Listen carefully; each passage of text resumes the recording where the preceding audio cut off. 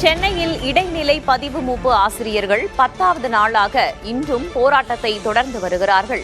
சமவேலைக்கு சம ஊதியம் வழங்க வலியுறுத்தி இடைநிலை ஆசிரியர்கள் தற்போது போராட்டத்தில் ஈடுபட்டு வருகிறார்கள்.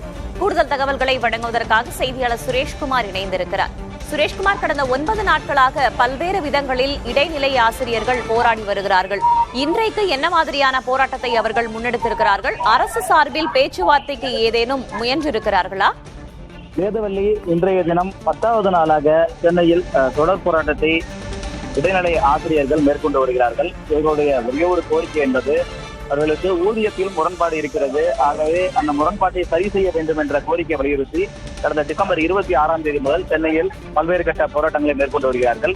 குறிப்பாக நுங்கம்பாக்கத்தில் இருக்கக்கூடிய பள்ளிக்கல்வித்துறை அலுவலகத்தை முற்றுகையிட்டு போராட்டத்தில் ஈடுபட்டிருக்கிறார்கள். அதே போன்று மாவட்ட ஆட்சியர் அலுவலகம், வட்டார கல்வி அலுவலகம், எழிலகம் உள்ளிட்ட பல்வேறு அரசு அலுவலகங்களை முற்றுகையிட்டு போராட்டத்தில் ஈடுபட்டார்கள். நாள்தோறும் அவர்களை போலீசார் கைது செய்து மாலை விடுவித்து வருகின்றனர். இன்றைய தினம் அவர்கள் சென்னை சேப்பாக்கத்தில் இருக்கக்கூடிய சுவாமி சிவானந்தா சாலையில் மனித சங்கிலி போராட்டத்தில் ஈடுபட்டு வருகிறார்கள்.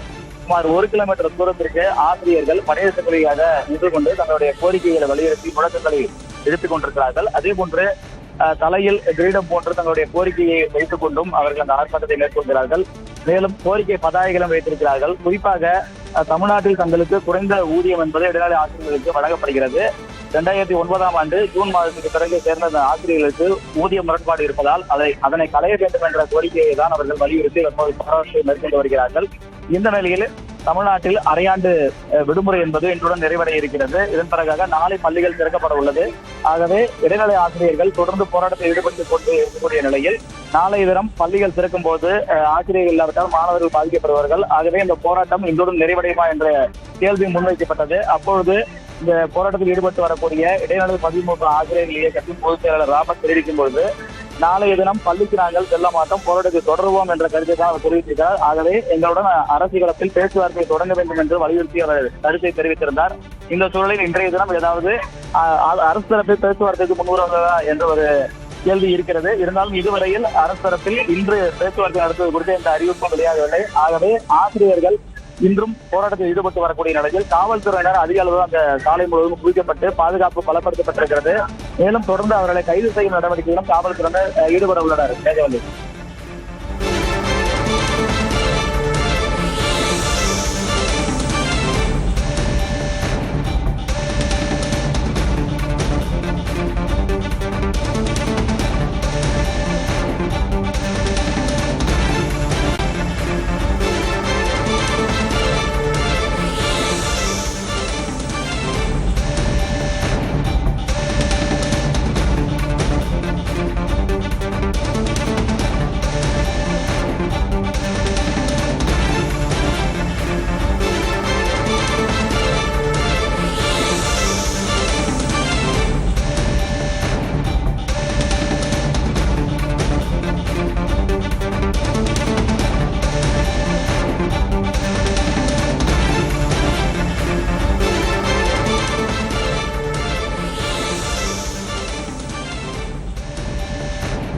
சமவேலைக்கு சம ஊதியம் வழங்க வலியுறுத்தி சென்னையில் இடைநிலை பதிவு மூப்பு ஆசிரியர்கள் 10வது நாளாக இன்றும் போராட்டத்தை தொடர்ந்து வருகிறார்கள்.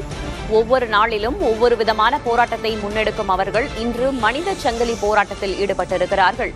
திமுகவின் 311வது தேர்தல் வாக்குறுதியை நிறைவேற்ற வேண்டும் என்றும் இடைநிலை ஆசிரியர்கள் தங்கள் போராட்டத்தின் மூலமாக வலியுறுத்தி வருகிறார்கள்.